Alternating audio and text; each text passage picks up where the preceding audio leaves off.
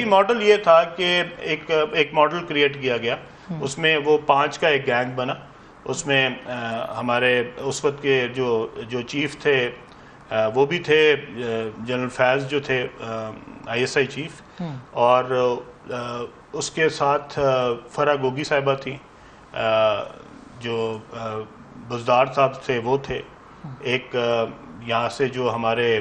ان کے principal secretary تھے اعظم خان صاحب وہ اس میں شامل تھے، اور پھر تو یہ 5 کا گینگ تھا، اور ایک اس میں ایک صاحب ہیں جو کہ ریل اسٹیٹ ڈیولپر ہیں پاکستان کے بہت بڑے، وہ اس میں شامل تھے. تو یہ ایک گینگ تھا. اس میں وہ میرے خیال میں ڈیولپر کا کردار یہ تھا کہ شاید وہ اس کے گارنٹر تھے کہ اگلی دفعہ فیض صاحب کو ہی بنایا جائے گا ایز دا نیکسٹ آرمی. اور یہ 2035 منصوبہ تھا. جی وہ عمران خان صاحب کو کہتے تھے کہ آپ اگلی دفعہ آئیں گے تو آپ مجھے بنائیں گے،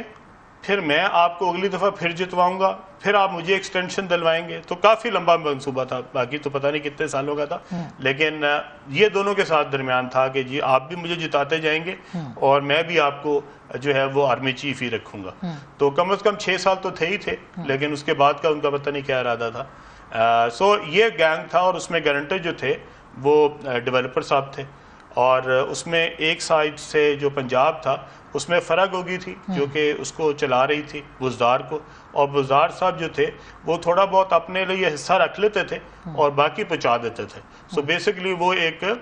جو کوریئر کمپنی کا کام ہوتا ہے وہ بھی تھا ان کا، سامان لیتے تھے، سامان میں سے کچھ اپنے پاس رکھ لیتے تھے، وہ کوریئر کمپنیز نہیں کرتی لیکن یہ کرتے تھے، اور پھر آگے باقی پہنچا دیتے.